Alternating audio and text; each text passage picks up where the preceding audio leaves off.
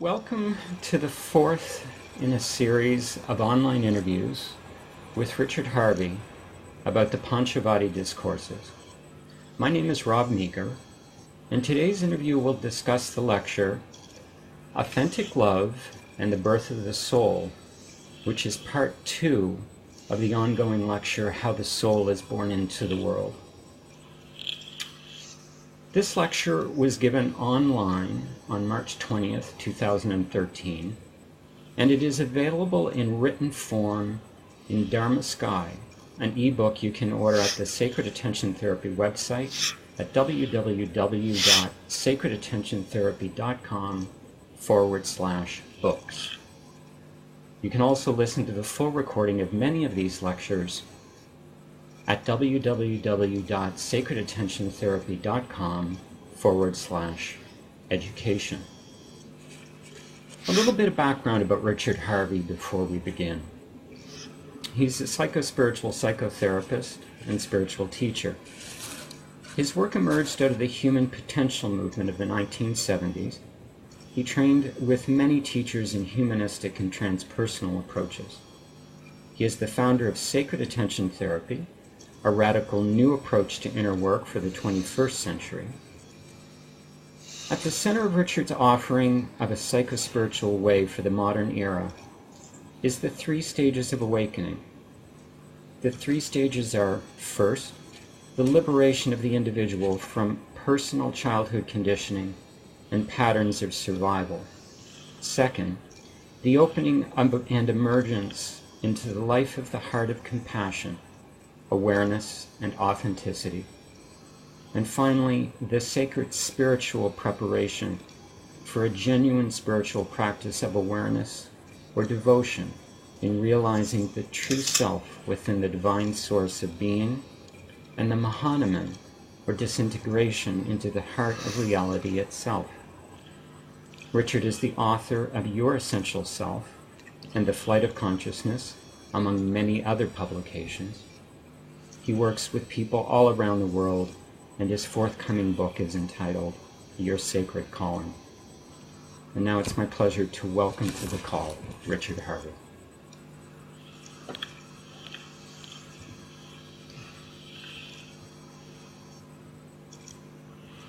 Thank you, Ron. Welcome. Good to be here. This lecture we have the gift of talking about today, the authentic love and the birth of the soul. As I mentioned in the introduction, it's actually part 2 of an ongoing lecture entitled How the Soul is Born into the World. And just as a very quick recap, in that part 1 of How the Soul was Born into the World, you mentioned the soul is born into the world through three dark veils. The first, thought; second, separative relationships; and the third is nature. So in this part 2, we will be discussing the second dark veil, and that is separative relationships. This lecture, however, it actually began, and you may recall, with some questions from some of the people who had listened to previous lectures. What I'm going to do, if it's okay with you, I'm actually going to get to the heart of the matter, no pun intended, in regard to what that second veil is, separative relationships.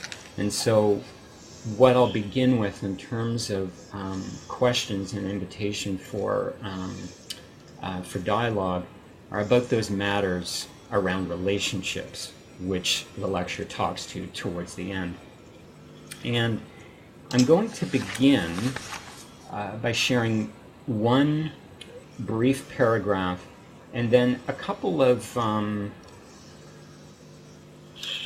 experiences I've recently had actually with some clients that I want to share with you to mirror some of what I think you're sharing in your lecture. And you begin with one brief paragraph by sharing, relationships do not make you happy.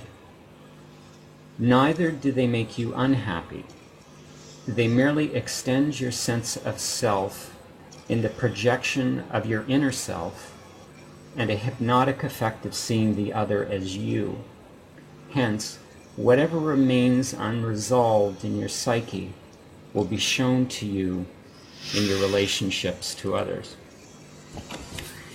And recently there's been 2 clients that I've been working with. One is a woman, and I'm just reading a short little background here. One is a woman in her early 50s who found herself recently divorced, single, and deeply longing for another relationship, and the physical intimacy often thought to be associated with loving relationships. She pined, cried, lamented for many months about being, in her words, a spinster. Then finally she found her mate after what was a long search, and she expressed how she had never been so aware of her unhappiness. She finally realized that a partner was not going to give her the happiness she desired, and committed herself to finding true happiness within herself. And then a second case of a male, late 40s, not dissimilar from that story, who had previously divorced, had several kids, and then went through a long list of short, tumultuous relationships with other women. And he shared with me one day that he had, quote, had it with dating. And he was no good to anyone until he developed a loving relationship with himself. And so my question with that lead-in paragraph from your lecture, and just those 2 hopefully poignant examples in my working relationships with clients, the question is what is it about relationships? What is it about this second veil, this second dark veil, these separative relationships, and our quest for intimacy with another person that brings out our insanity like no other experience or teaching in our lifetime? The partner in a primary love relationship is the preeminent screen on which our projections lay. We lay the projections on that person. There isn't anybody close, usually.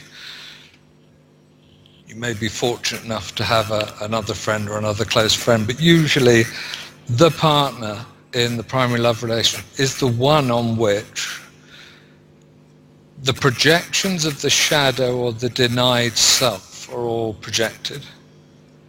And the unconscious way in which that transaction is carried out like lightning, so you couldn't possibly perceive it other than to say, you know, I met this guy or I met this woman at the party, I mean, I was really attracted. I mean, that's about as flimsy as it gets. But what's actually happened is this extraordinary transaction, or really negotiation, you might say, on an unconscious level of inner introject, projected objects from each other that will now be projected onto each other. And this is one of the reasons that when a relationship is falling on hard times, or when a couple is breaking up, or when there's a divorce and so on, or whatever conflict has led to, there is this feeling in the gut or in the heart or both of some part of me is being taken away, or he or she have some part of me. It's very real, that experience, because they really do. They have stood and they've represented and they've held inner objects. And that's why in Your Essential Self, and I'll at some point I'd like to devote a book to this business of relationships and talk a lot about this. There really must be, because of the endemic wounding that goes on in our society from broken, previously committed relationships, a ceremony that matches at least the initiation into the commitment of relationship. So in the most obvious form, if there's been a conventional marriage, let's say, I would like to see a society that had a conventional ceremony, or an equal, a ceremony of equal standing to denote the ending. And in that ending of the relationship, you would return the objects, you see. You would give back through an appraisal and an appreciation, and if need be, the negativity too, should all be expressed. Because one thing, negativity, as well as praise for that matter, is if it's expressed, it loses attachment because the emotional charge tends to be dissipated. You let go of it. There's nothing more angry than the person who's like this. And won't say a thing. But if you're able to go to the person, what's up? And they turn and say, I'm really angry. Suddenly they're not so angry because it's been released, put into the ethers. Yeah, it's been released. Attachment's been released from it. So there's an awful lot to say about this subject, but essentially it's my understanding that relationships are a screen for projections, and we've got a choice here. Either we go into it full of projection and unconscious and unwilling to deal with that, in which case, you get what you get, which is, we call them good relationships and bad perhaps, or happy and unhappy, and within that level of consciousness, that's reasonable. I'm not saying there aren't people who are happy together who haven't gone to these depths. But when you go further in, further down, and see that it's a projective dance, and if you are interested in the inner realms and psychology and spirituality and so on, you say, well, what does a relationship really do? And the answer is, it really shows you yourself. That's what it invariably does, regardless of the consciousness of the partners involved, or the participants. Regardless of that, it shows you yourself. Why would it show me myself? And I think the reasonable answer is because once you've dropped your projections and you're empowered to do that through a relationship, you can enter a second stage, and I call that love. And then you can see, I call that authentic love. In other words, it's love without this feeling you've somehow possessed some part of me, or I have to project things onto you. Because now I can be with you, and love can pass between us. I want to hone in on that point you just shared about projecting ourselves onto another in that love relationship.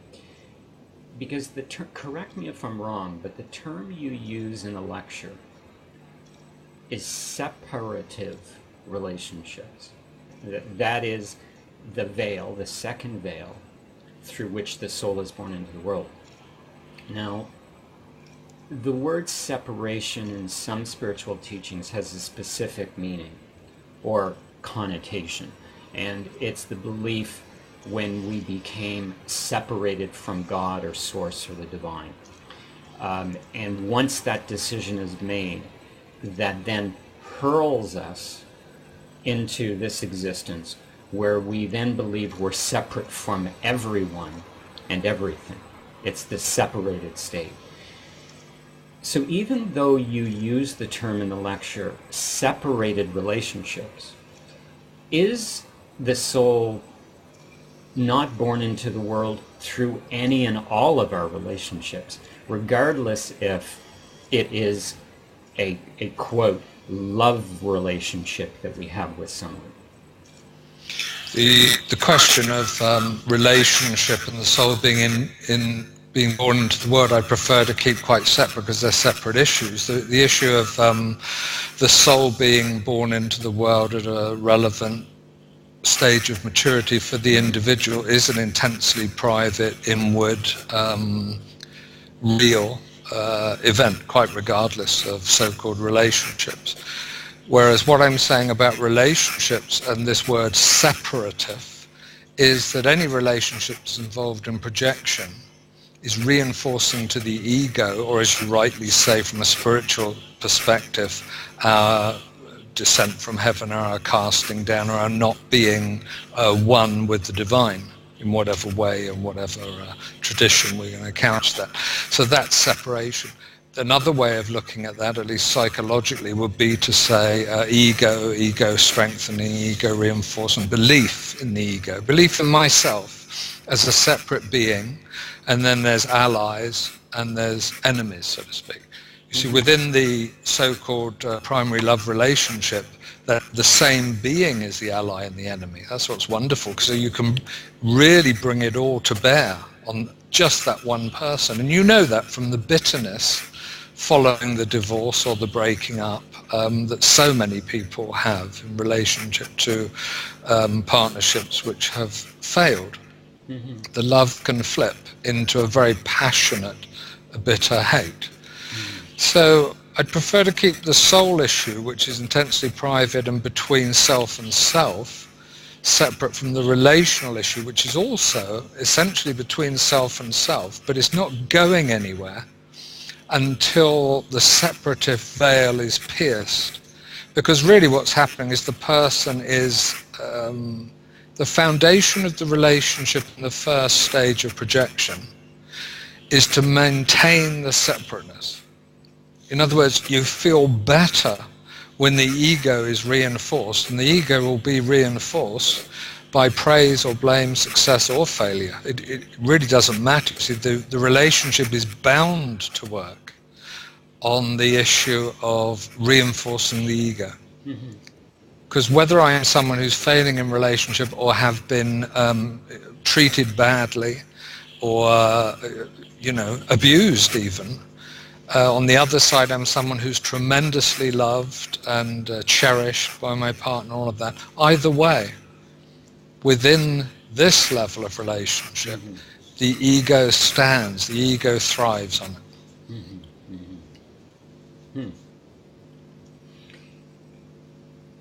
That's an interesting point to lead us in, to segue in to the next question.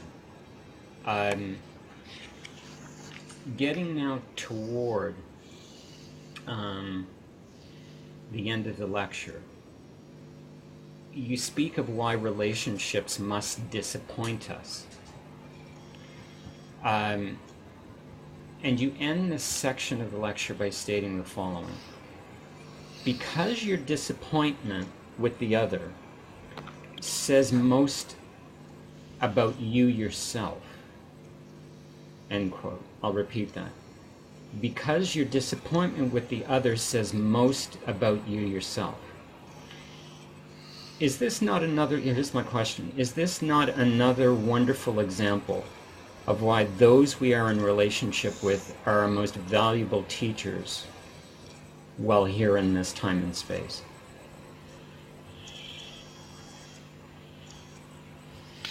Yes. No, absolutely. To be disappointed by the other is to receive a wonderful gift, and it's I was telling the story today or yesterday of someone who challenged me enormously when I was a young psychospiritual therapist, and you'll get to read this soon. But I knew the only way to be with him and to handle him was to accept the gift. I mean, this wasn't a primary love relationship. Believe me, it took a lot of my time up and upset me in every possible way. And this was a wonderful opportunity to face self-importance. So yeah, and usually when you say things like this, or the gift of the teacher and the partner who disappoints us and all of this, you tend to separate, rightly, the inner work people, the inner world people, from the outer world people. No judgment about this. I mean, some people are concerned with the inner, some people are concerned with the outer. We're concerned with the inner. That's what we're talking about here.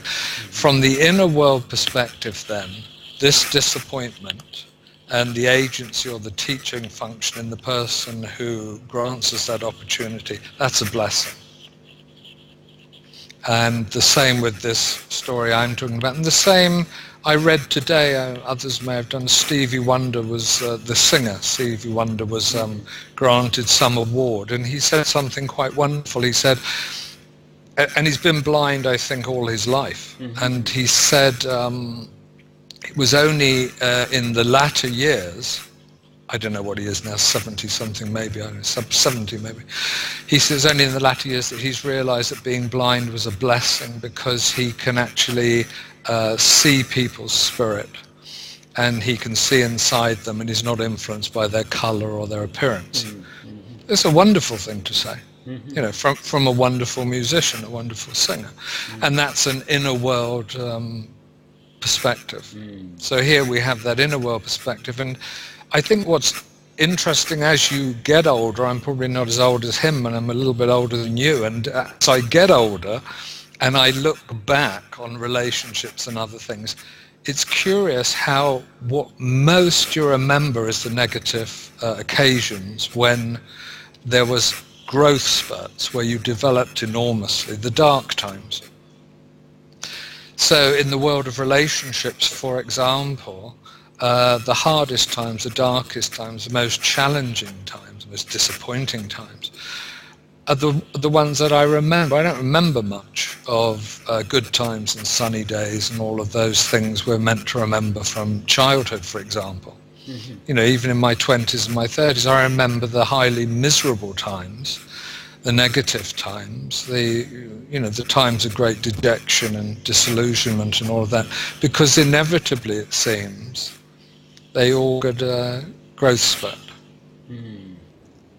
So in summary, let's be courageous enough. I mean, let's say to people who are listening to sort of, maybe they're past it anyway, but if you're looking at it and wondering, you need to be disappointed in relationships, not so you never have one again, or that you don't love, but so that you're enabled to have a real relationship and to really love. That's what the disappointment does. You shared about a minute ago that we all, and I would agree with you, we all have the tendency to remember the bad things in the relationships as opposed to the positive things. And is it a sign of our personal growth? Is it a sign that we have transcended the ego when we are able to look at the positive things in the relationships more so than the negative things? Well, a little bit like my remark on Saw, I'd prefer to leave this very grand idea of transcending the ego out at the minute, because it's way past this level of relationship. And what, Robert, are you with me? I am, Richard. Yes. Oh, good. Because, you know, it's way past that. What we can do within this level of relationship, separative or trying to climb out of them, is we can work with stages of the ego and not being attached, but transcending the ego. That's another matter altogether. I mean, I consider that very high spiritual endeavor. So at this point, the role of interpersonal relationship is questionable. It's certainly entirely translated into something different, even if there were one. So I think that as you work with non-attachment to the ego through this level of psychospiritual development, the positive and the negative kind of sit side by side, really, don't they? More than anything. That perhaps the sign is that you don't so much discern or distinguish, so enjoy what's enjoyable and you know, be with what's more difficult, but be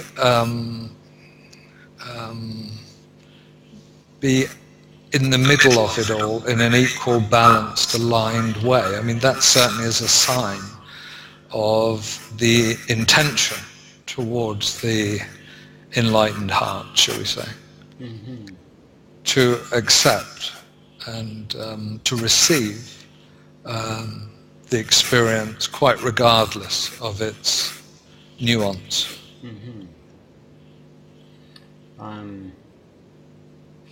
it makes me wonder, the exchange, if we're ever able to let go of all that doesn't serve us, both in past relationships and present ones, and just accept them all as the blessing that they are, which you've alluded to before. It may be hard to see, isn't it? We get older, and as I said just now, and I've said before, it's a different perspective the whole time on an individual life, or on generalisms, if you're interested in looking at these things. And one of the things you have to be humble about is you can't really know where any individual event or relationship or circumstance stands in relationship to your growth and development. And really, positive, negative, all these things get a little bit shaky because the perspective is changing all the time.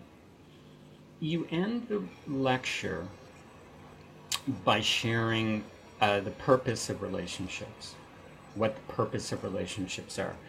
And I'd like to share this as a segue into what might be our last exchange in this interview. You share the purpose of relationships, if there is a purpose at all, is love. Relationships are an occasion, an opportunity to live into and understand, through insight and deepening, that love is the essence of all. The authentic love you feel toward another human being is the reflection of divine love. Allow that into your awareness. Let your meetings, the conversations you share, the energy you share in all your relationships be consecrated to your divine opening, spiritual awakening and transcendence. Empower and encourage yourself and the other to grow. Sacrifice the relationship continually on the altar of self-realization in all its expressions. Give it up for the greater aspiration, for the eternal. This way you will find your relationships and your heart thrive, and you have penetrated the second veil into the process of the birth of your soul into the world. And you comment in that passage on the paradox, or not, of needing the conflict seemingly apparent in the relationship to bring us to this realization. Without the conflict, we wouldn't be brought to these seminal moments.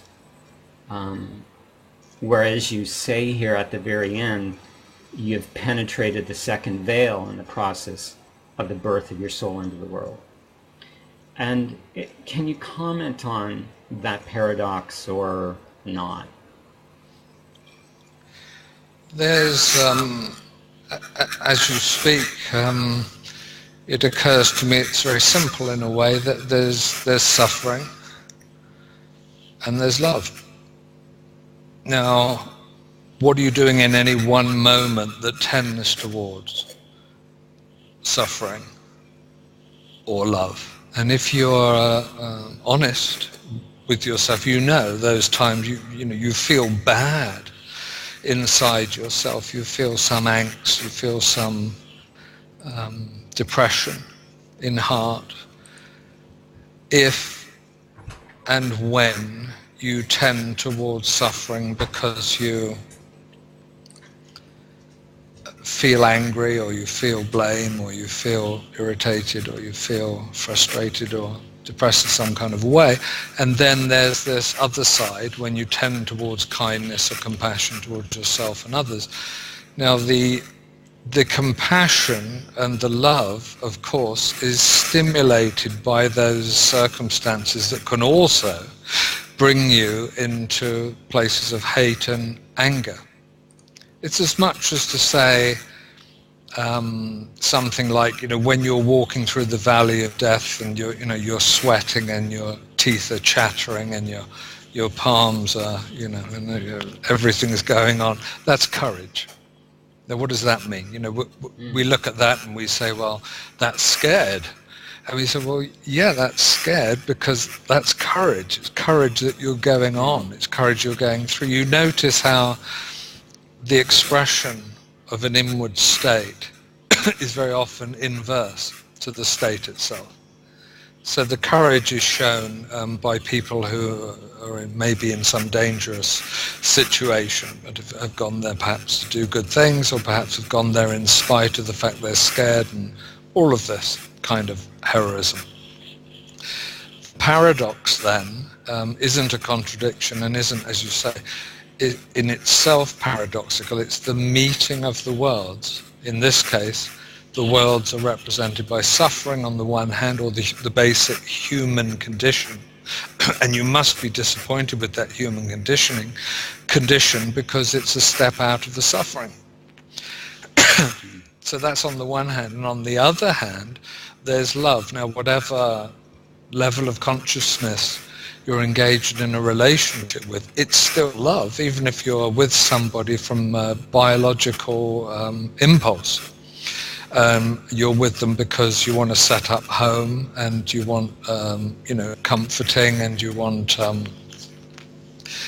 nesty sort of feeling. You're young, or you're young in heart and mind, and you want to get together and have little puppies or little bear cubs or whatever, and then send them out into the world. And of course, this is a biological impulse, as we know. Mm-hmm. It's still love on some level. It's still love when you have an impulse to be with somebody and to jump into bed together. It's still love in reality, because it's all love. So we can see it that way, and then you can go further and, then there's the place where it is just love. And you can see that. And maybe biology, maybe not, who knows, but what's going on. But in those higher levels of consciousness, there is love itself, and that will overcome suffering. So in every moment, which are you tending toward?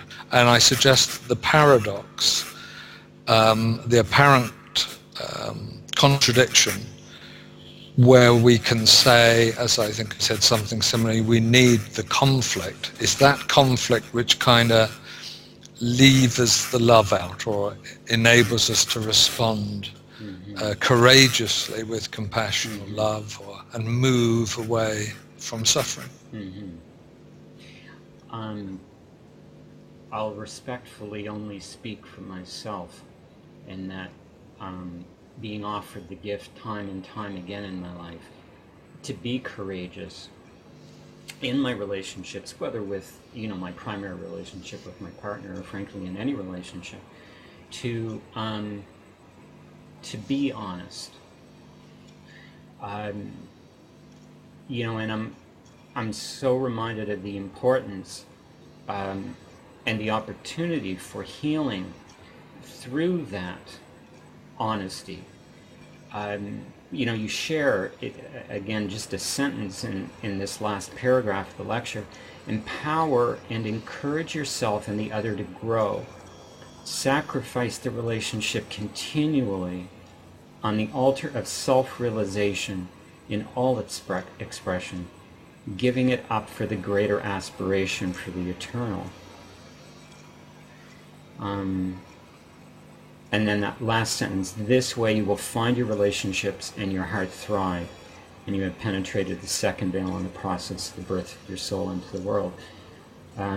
So often, and I find especially in relationships, we have a tendency to turn away from wanting to face the issues in ourselves. And so we turn away from the other person, as opposed to becoming close to them, or having the opportunity to grow even closer to them, because there's something we don't want to reveal. And it's that courage that you speak of. Yes, it's on one side of the coin, it feels like fear, but it's actually courage, of when we actually take that in, and know it as our truth, that we offer the relationship the opportunity for both parties to grow as the relationship grows.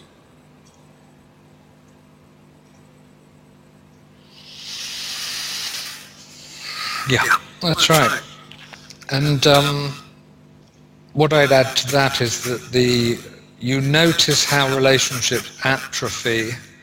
They must be kept alive, they must be kept exciting, they must be kept on that edge where what you're pointing out, where you actually look in yourself and see what arises when you're with the other person, allow yourself to grow and develop through a exploration of that in yourself.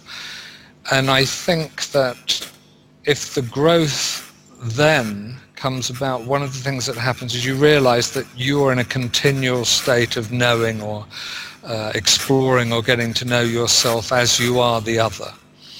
And don't you think that one of the most insidious negative causes then of relationships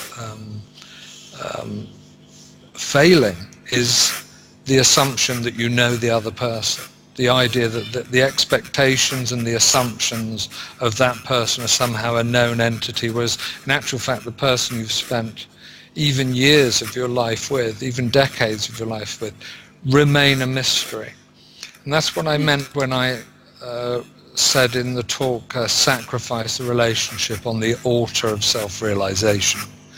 It means every day or every night just pack it away. Anything that's happened, everything that's happened, ideally resolved, but even if not, pack it away, burn it up, put it on the altar, a primeval kind of altar with fire, just burn it up and then start again the next day with somebody who in a sense you've only just met.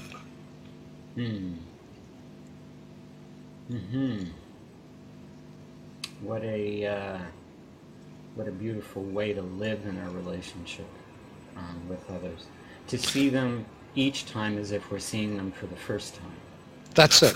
It's the only way to live, isn't it, with someone in relationship? Otherwise you're dying together. And of course you can do that just out of habit, a routine, a mundanity, an assumption that you are, the Robert I knew yesterday or an hour ago or 5 minutes ago, and of course you're not.